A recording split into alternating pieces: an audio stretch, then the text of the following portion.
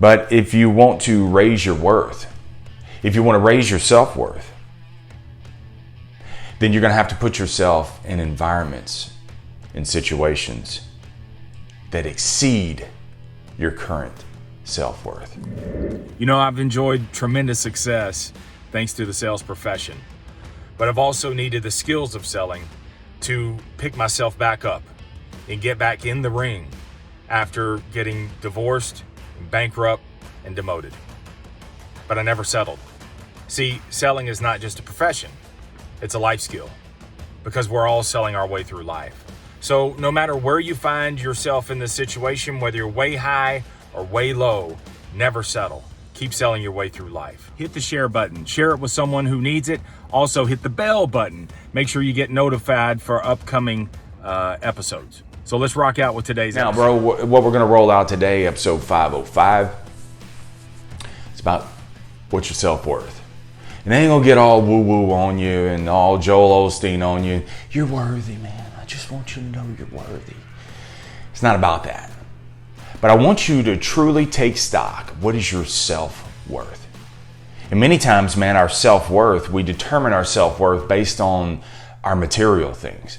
And so it's all the externals of this world. It's the flashy cars, the nice watches, the nice clothes, the home, all those material things. But if all those things were stripped away, if it was gone, you're left with your self-worth. And bro, it took me losing everything to realize I had a very low self-worth. Because your self-worth is nothing more than an opinion of the value that you bring. And so many times, man,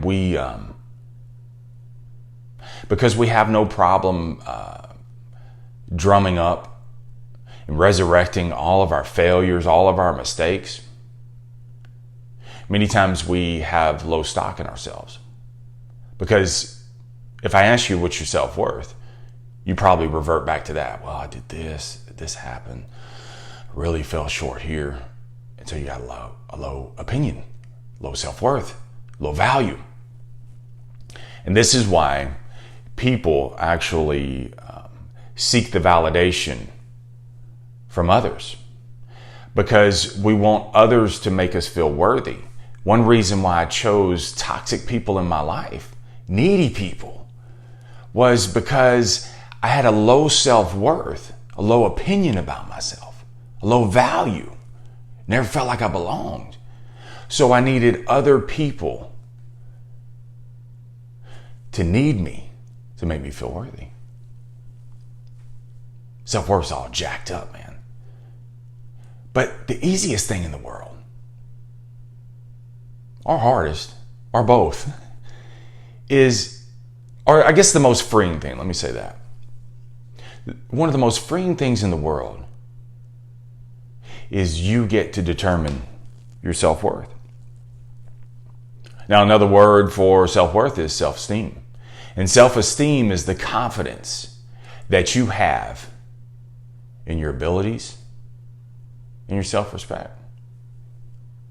Now, many times you don't respect yourself, which is why you tend to choose people who you seek validation from others and other things, because you don't respect yourself. So you choose the same kind of people that need you. They don't respect you either. Struggle with that. But then also, it's a confidence in your abilities. And many times, bro, you don't have the confidence in your abilities because you won't push yourself and explore new abilities. This is why you hover around average. This is why I hover. You have enough to pay your bills. You can make that work. But that's like a low self-worth. And many times, bro, what we'll do is we'll pick people in our lives that actually are worth less than we are. So that way we don't feel as bad. So we pick people on a lower rung than us, so that way we're elevated a little bit, but yet we still don't have a high self-worth. And so we're a little bit above them. And we do it because we're trying to help them out. No, you're not. You're trying to feel validated. You're trying to feel not as bad. One thing, man, that I want to stress to you is it's important that those people come up to you, that you don't step back to them.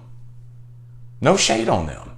Their self-worth is their self-worth. Their journey in life is their journey in life. But you ain't here to save them, bro. You are here to determine your self-worth.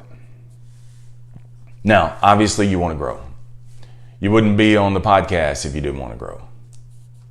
But if you want to raise your worth, if you want to raise your self-worth, then you're going to have to put yourself in environments, in situations that exceed your current self-worth. See, bro, if you hang with pennies, you're going to get pennies. And how will you ever raise your opinion? How will you ever raise your self-worth if you keep hanging out in the same situations or less? And so right now, this is where you got to force the action. Right now, bro, this is where you got to step into new rooms. And you have to, the only way, man, you're going to change the opinion, the only way that you're going to change your self-worth is, dude, you got to step in other rooms that exceed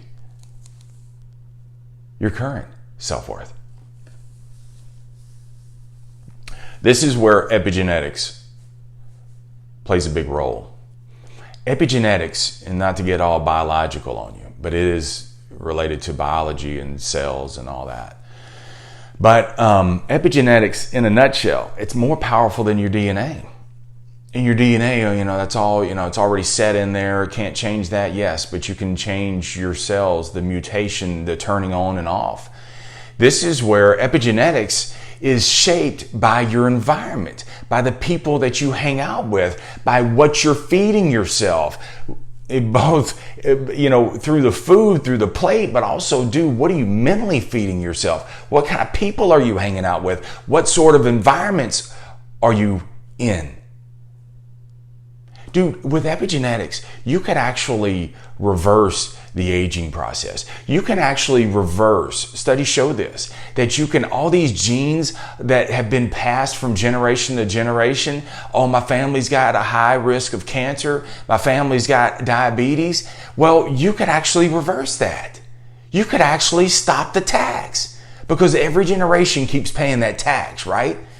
Well, this is where epigenetics comes in. This is where your self-worth comes in, where actually, if you exceed your current self-worth, if you start sitting and working and walking, and number one, wanting to change your self-worth, then you can actually reverse all that. You won't have to deal with that stuff anymore. I need you to start stepping in other rooms, man. And the only way that you're going to do that is, number one, you got to want to.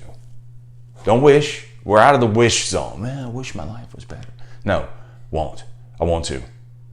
Well, how do I change my self-worth? How do I change the value that I bring, the opinion of the value? I got a lot of value, but you don't realize that because you're staying in the same rooms or lesser rooms. And so of course, you're never going to change the opinion about yourself if you're hanging in the same environment. But bro, let me tell you something. If you start walking in other rooms, if you start laying around in other rooms, metaphorically speaking, meaning I ain't leaving this room. This is my new kitchen. If you start working in those rooms, of course you're going to feel out of place at first. Of course you're going to feel like you don't belong. Let me tell you something. You do belong. You just don't realize it because you haven't taken stock in what your self-worth is. You got to start stepping in new rooms, man. You have to. And yes, it's going to feel awkward at first. But when you went to a new school, when you moved to a new city, when you bought a new home, when you went to a different country, it all felt awkward at first, didn't it? I mean, I don't understand what they're saying. I don't understand what that means. I don't know where this hallway leads. Yet if you keep walking those halls, if you keep turning on those streets, in that new city, in that new school, in that new home, in that new country, you adapt, you change. That's what your self-worth is. It's time to change it. And you get to change it. You don't need validation from anybody else. That's hard, man. It's hard to let go of the reins, and I don't need, and we walk around with that lip service. Well, I don't need nobody to tell me that. Change your self-worth. And you don't have to tell anybody. You don't have to broadcast it. You don't have to do any of that. You just have to start putting yourself in environments and situations that exceed your current self-worth. You raise it. You raise your self-worth. Let me tell you something, bro. You belong. All right, let's roll out with today's TSL action item. What penny environments? You hang out with pennies, you're going to get pennies. You work with pennies, you're going to get pennies in returns. What penny environments are you going to step away from today? And you got to just start distancing yourself from those environments and some of those people. And some of them, bro, are your family. Hate to tell you, distance yourself from it. If they're pulling you down, man, if it's the emotional currency is, you don't owe them anything. You owe yourself first. You got to invest in yourself.